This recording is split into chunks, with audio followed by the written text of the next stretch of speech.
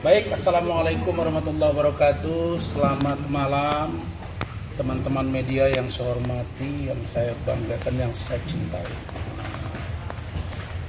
Saya bersama dengan tim hukum saya, Saudara Rahmat Riyadi SHMH, Saudara Aufal Alwafi SH, Saudara Gui Rangga SH, Saudara Ardik Putra SH, Saudara Raya SH, dan tim kita Nadia.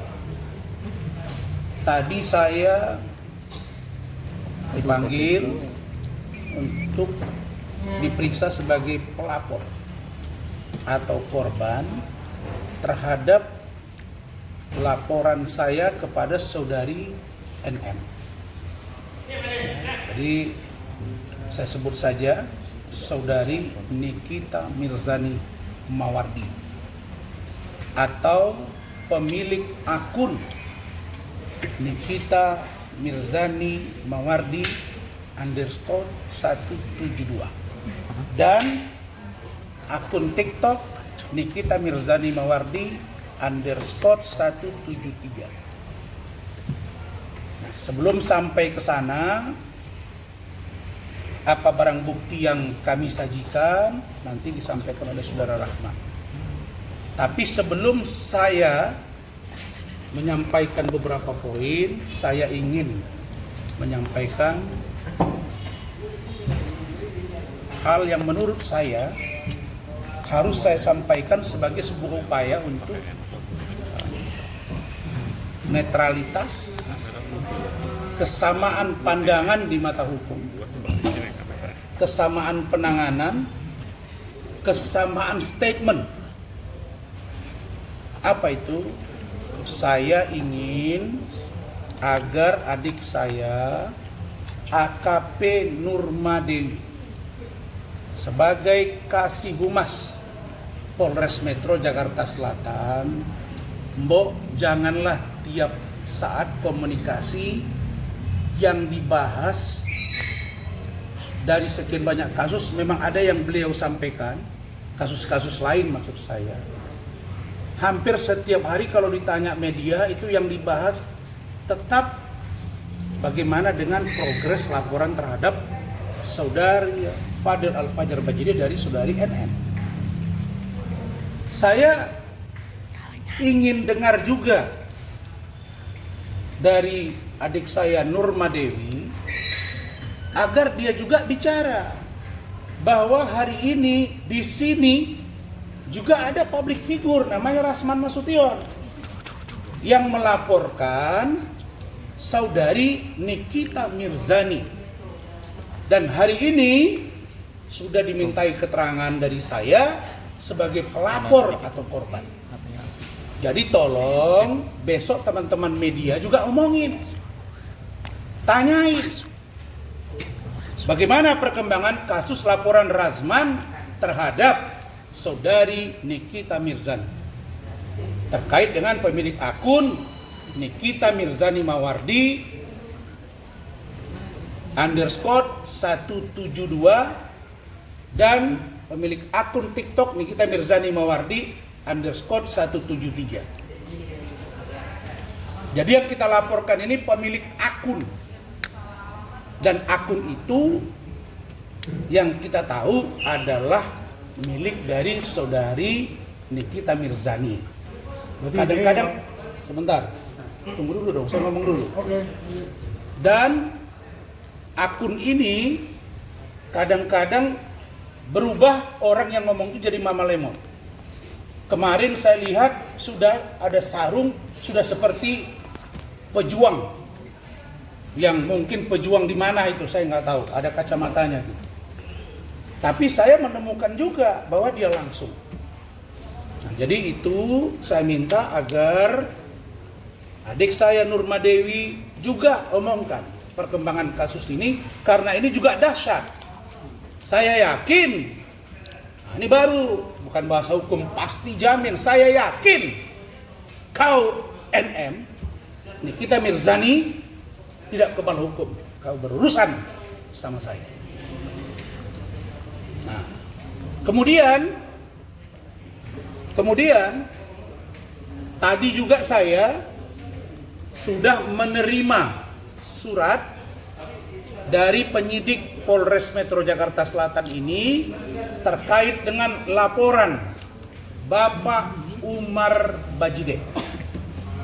Jadi kami sudah terima laporan, kami sudah buat laporan, dan saya sebagai kuasa hukum dari Bapak Umar Bajide dan tim sudah menerima surat panggilan agar Bapak Umar Bajide juga diperiksa sebagai saksi atau korban dengan terlapor saudari Nikita Mirzani atau pemilik akun yang saya sebut tadi, Nikita Mirzani Mawardi _172 dan Nikita Mirzani Mawardi _173.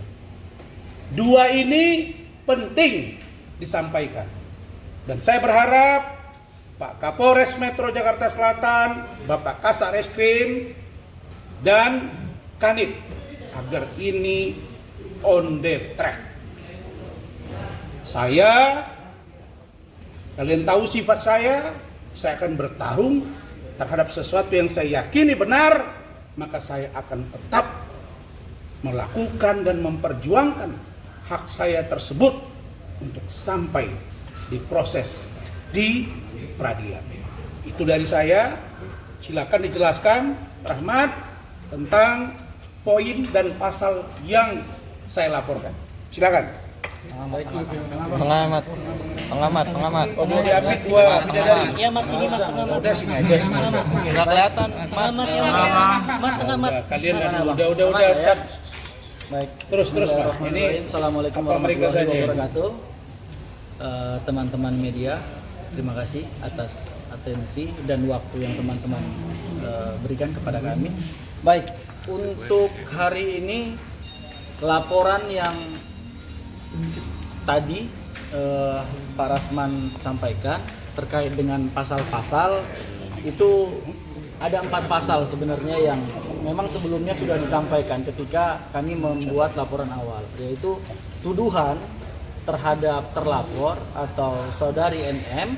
Itu pertama pasal 27 ayat 3 Undang-Undang ITE Junto pasal 45.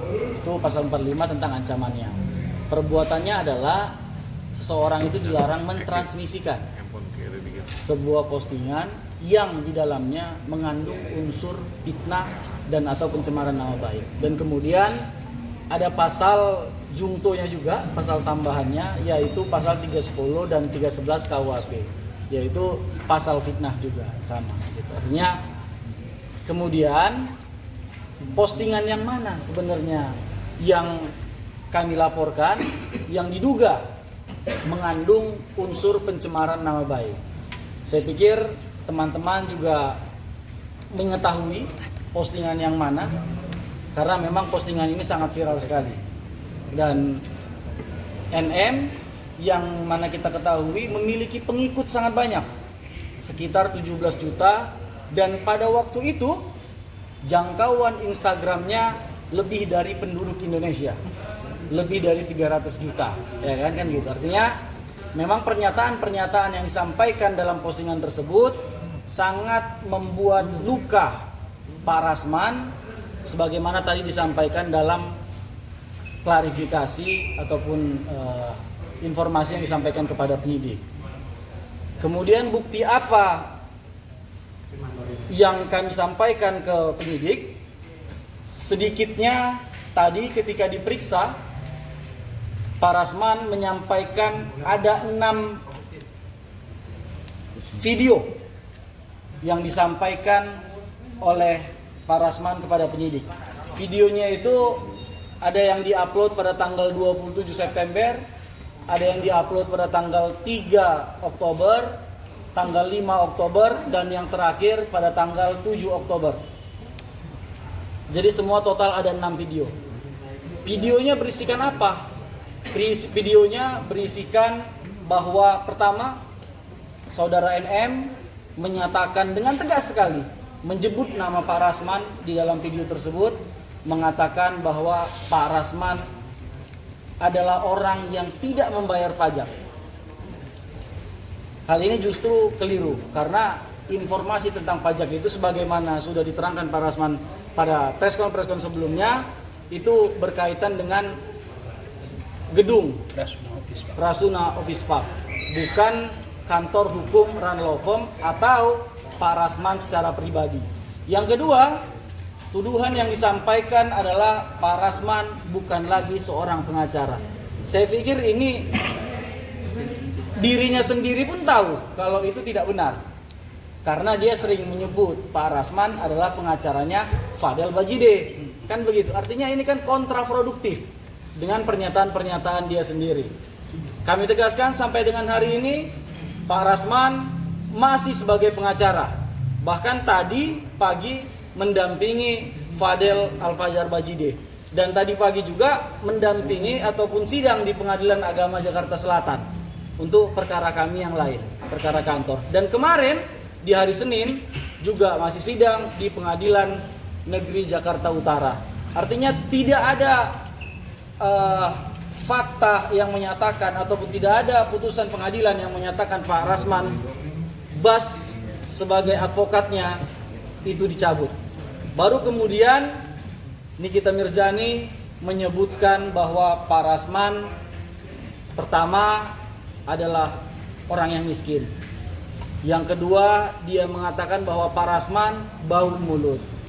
Yang ketiga, dia menyamakan atau mengupload meme Pak Rasman dengan kura-kura ninja dan membuat meme wajah Pak Rasman dengan tubuh yang kecil gitu. Dan itu membuat Pak Rasman merasa tercemarkan dirinya. Dan kemudian teman-teman itu tadi alat bukti yang kami serahkan. Kemudian ke depan kami sudah mempersiapkan alat bukti saksi, yaitu 2 orang saksi sudah diajukan tadi nama-namanya, dan kemudian tadi sudah ada perbincangan ahli bahasa dan ahli pidana ITE yang selanjutnya akan diperiksa juga dalam perkara ini. Saya pikir dalam pasal 184 KUHP ada sekitar 5 alat bukti yang pada poin 183 mewajibkan 2 alat bukti untuk menetapkan seseorang menjadi terduga pelaku tindak pidana. Ini sudah clear.